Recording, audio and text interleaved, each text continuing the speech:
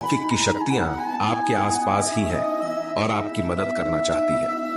Number 8, सुहानी हवा आप पूजा कर रही है और अगर आपको लगे कि अचानक सुहानी हवा का झोंका आया है या शरीर में कुछ अचानक दौड़ता सा प्रभाव महसूस हुआ हो जो कि पहले कभी भी ना हुआ हो, तो समझ जाइए कि देवी या देवता आप पर प्रश्न है। नंबर 9, ठंडी हवा का घेरा।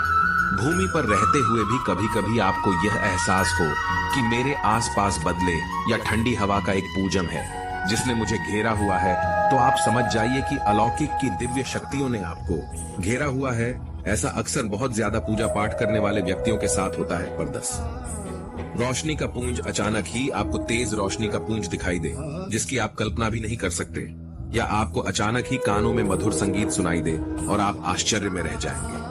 यहाँ आसपास तो कोई संगीत बज ही नहीं रहा, फिर भी वह आपके कानों में सीटी बजने की तरह सुनाई दे, तो आप समझ जाइए कि अलौकिक शक्तियां आपके आसपास ही हैं और आपसे बात करने की कोशिश कर रही है। ऐसा अक्सर उन लोगों के साथ होता है जो निरंतर अपने इष्ट देव का मंत्र जप करते रहते हैं।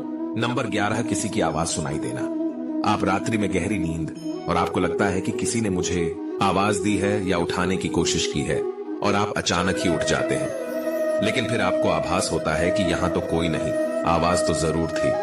ऐसा आपके साथ कई बार हुआ हो तो आप समझ जाइए कि आप पर किसी अलौकिक शक्ति की मेहरबानी है। ऐसे में आप हनुमान जी का ध्यान करें और धन्यवाद करें। तो नंबर 12, सपने में अगर आपको हरे भरे बाग बगीचे या फिर खेत दिखाई दे यानी चारों तरफ सिर्फ हरियाली ही हरियाली दिखाई दे, तो इसका मतलब है कि आपको जल्द धन प्राप्त होने वाला है।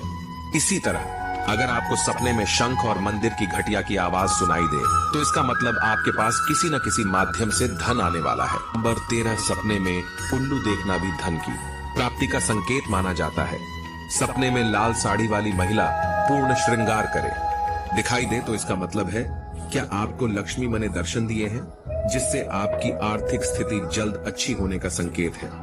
क्योंकि जब स्वयं लक्ष्मी आपके सपने में आ गई है, तो अब आपके घर में भी जल्दी ही वह प्रस्थान करेगी। सपने में गन्ने को देखना भी पैसों के आने का संकेत माना जाता है। अगर सपने में आते सफेद या फिर सुनहरे रंग के शाम को देखा है, तो इसका मतलब है कि आपको जल्द ही धन की प्राप्ति होगी। नंबर 14, सपने में अपने आप को घोड़े पर चढ़ते देखना, मतलब आपको कोई नया काम मिल सकता है जिससे आपको अच्छा खासा लाभ प्राप्त होगा। नौकरी वालों को यह सपना आए तो इसका अर्थ है आपकी उन्नति होगी। अगर आप सपने में काले बादल देखते हैं, साथ ही बारिश भी दिखे, तो इसका मतलब आप जिस भी चीज में निवेश कर रहे हैं वहां आपको लाभ मिलने वाला है। सपने में पान खाना सुख समृद्धि आने का सूचक है। नंबर 15, सपने में अगर आपको छोटा बालक ठुमक ठुमक कर चलता दिखाई दे, तो इसका अर्थ है कि आपको जल्द ही कहीं से धन मिलने वाला है। सफेद कमल, लाल रंग की चमेली, चांदनी और गुलमोहर के फूल सपने में दिखाई देना निश्चित ही भविष्य में अपार धन संपत्ति के आने का संकेत है। नंबर 16, रात में अचानक ही एक क्षण के लिए बांसुरी या घंटी की आवाज का आना भी शुभ संकेत होता है। माना जाता है कि ऐसी आवाज आने का मतलब है आपके घर में देवताओं का आगमन हो रहा है। ऐसे में हरि का नाम को बोलते हुए सो जाइए। इस बात का ध्यान रखें कि आपको जिस किसी दिन ऐसी आवाज सुनाई दे या कोई भी इस तरह का आभास हो, तो आप उसे सवाल का पीछा न करें। इन आवाज के बारे में सिर्फ अपने परिवार या किसी बुजुर्ग को ही बताएं। किसी बाहरी व्यक्ति को बताने से इसका प्रभाव कम हो जाता है और इससे मिलने वाला लाभ आपको नहीं मिलता। नंबर 17, अगर आपको रात में 12 बजे से 3 बजे के बीच पायल की आवाज सुनाई देता है, तो यह बहुत ही ज्यादा शुभ संकेत है। ऐसे में आपको डरना नहीं चाहिए। कई लोग इसे नकारात्मक शक्तियों से जोड़कर घबरा जाते हैं और उठकर घर में लाइट जला देते हैं, जबकि ऐसा करने की कोई जरूरत नहीं है। अगर आपको ऐसी आवाज सुनाई देती है, तो यह नकारात्मक शक्तियों का संकेत नहीं है। इस समय अगर पायल के चलने की आवाज आ रही है, तो इसका मतलब है कि आपके घर में मां लक्ष्मी का आगमन हो रहा है।